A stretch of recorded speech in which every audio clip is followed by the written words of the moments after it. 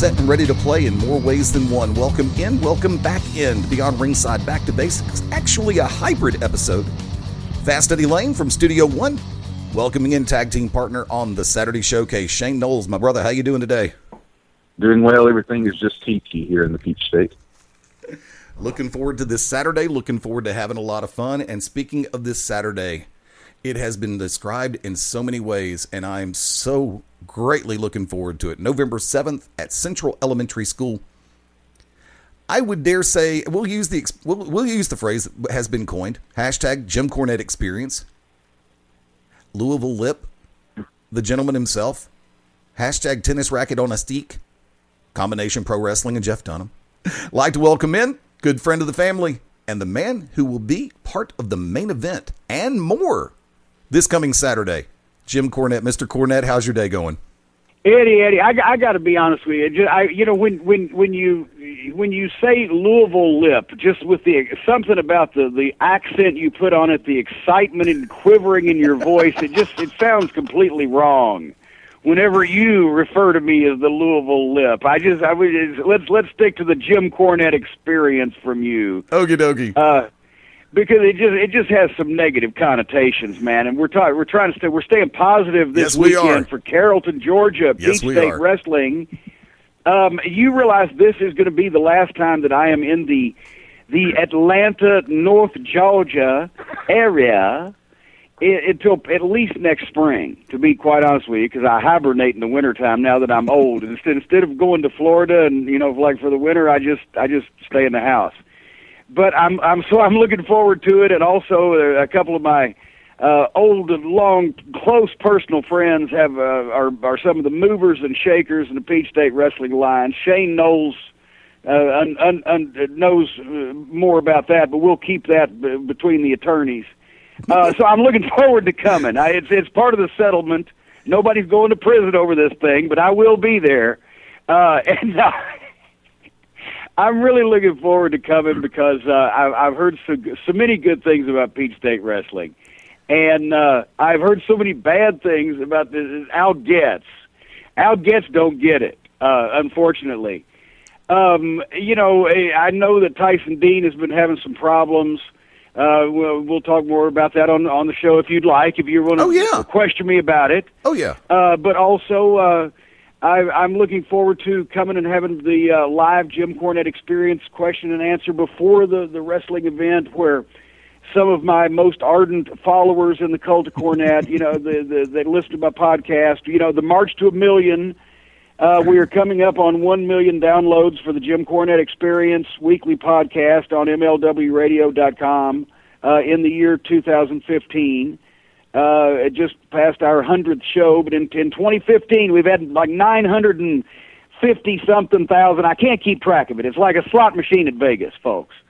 But anyway, the live experience where the fans get to ask me questions and then I give them answers. Sometimes the answers I give them even pertain to the questions they asked, and that takes place before the event. There's an extra ticket or there's a super ticket. You can just get everything, come spend the day, bring the kids, bring the midgets. The kids are wrestling tonight. It's going to be fun for the whole family in Carrollton. Now, you have a question you'd like to ask? I feel like I'm rambling at this point. Oh, no, that's perfectly fine. Welcome to Beyond Ringside. We do that all the time. Now, I've got the loaded question. Actually, I got 3 in particular. Number 1, if I promise not to ask the question today, but reserve the right to ask it maybe on Saturday, what is the one question? I'm not coming out of the closet to you. No. If this was going to happen, if that was going to take place, it would be on a more noteworthy program. To be quite honest with you, stuff of that nature. Now, I don't know why you'd ask me that. It wasn't part of our pre-show interview. What is the one question you're always afraid someone is going to ask? Why would I be afraid somebody was going to ask a question? Because, actually, if somebody asks a question that I don't want to answer, I can probably figure out a way to answer a different question, and they might not even notice. And if they do, then there's not really much they can do about it if I don't want to answer that original question. Okay. So I don't know that I would fear. Possibly one that for which I have no witty answer. Those have already been asked. We've found that out in live events across the nation. But I tell the group of folks that come to these live experiences, we stand out LSD at the door, right? When they come to the live experiences, if the show is bad, I don't prepare. I don't come up with anything ahead of time because it depends on the questions you ask as to the answers that I give, obviously. I may tell a few ribald stories that, are somewhat similar, but mostly I tell the folks that if the show was not any good, they didn't ask the right questions. And so it's really their fault. I'm completely blameless in this. Okay. So I found it works quite well, at least with me. As you talk about on your website, one of the things that jumps out to a lot of people is your weight loss. What has been? I'm glad you ought to be here right now. It would jump out at you as my weight gain. No, I'm kidding. I didn't work as hard over my birthday and anniversary time as I wanted, but I'm within about 10 pounds where I'm supposed to be. What has been the hardest thing that you've had to cut back on when you started eating and cooking more healthy? A little bit of everything. See, that's the thing. If you cut back dramatically on one thing, you will self-destruct. You need to take little shortcuts wherever you can. So I basically cut back on anything possible, to even the point of upgrading to cheddar cheese, which is a more natural slice of cheese than American cheese. Right. Even though American cheese melts better on that cheeseburger, that now you can't fry it in a pan, you've got to broil it on a broiler pan. And it can't be that good 73% lean, 27% fat, greasy, smash burger type of meat. It has to be that, Costco buy in bulk, and it's kind of steak burger, 87-13 with right. the less fat. Right. And then you can't have a bun because that's so many carbs. You got to have the low carb, high fiber bread, toasted slightly with a little butter spray, and then some spread instead of mayonnaise, which is too much fat. But you take you shortcut wherever you can, and sooner or later, you just lose the will to eat. Actually, on mine, I'll toss you a little pointer. We've got a couple of stores here in my home market of Birmingham, Alabama, that are more organically inclined, and in their butcher shop, they offer a grass-fed, free-range Australian beef, and I will tell you this, whether it is the roast, whether it's the ribeye or the strip, it is good, and it grills out perfectly if you know what you're doing on a grill. So I would definitely... It's grass-fed, organic, Australian... Free range. What do they give? What do they give the fucking cow like a hand job or whatever right before they kill it over this? Or what? Don't know. I haven't found that one out yet. Is that why? Is it so happy right before it comes and goes at the same time? Is that what you're telling me about this meat? Why did I just have a George Carlin moment? Thank you. Well, let's go back to Carrollton. Let's do that. What do you think, Shane, about Carrollton? Shane, come on in. I was going to say, having dropped 47 pounds in the last 4 months, you just described my own personal hell with hamburgers. How you have to, alter your eating habits. I tell you, I was around one time about 25 years ago when Kenny Bolin lost 118 pounds of ugly fat. He divorced his first wife. And since then, I'll tell you, but of course he found that weight again. But no, if you've lost some weight, it's hard to get it off. But if you revamp your lifestyle and you can cheat some, especially, that's why I try to stay away from confrontation. Stress leads me to cheat on my diet. So therefore, I stay away from people. People lead to conflict.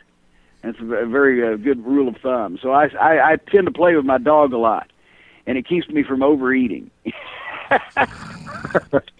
Unless you're close to a Korean restaurant. Shane Knowles, come on in.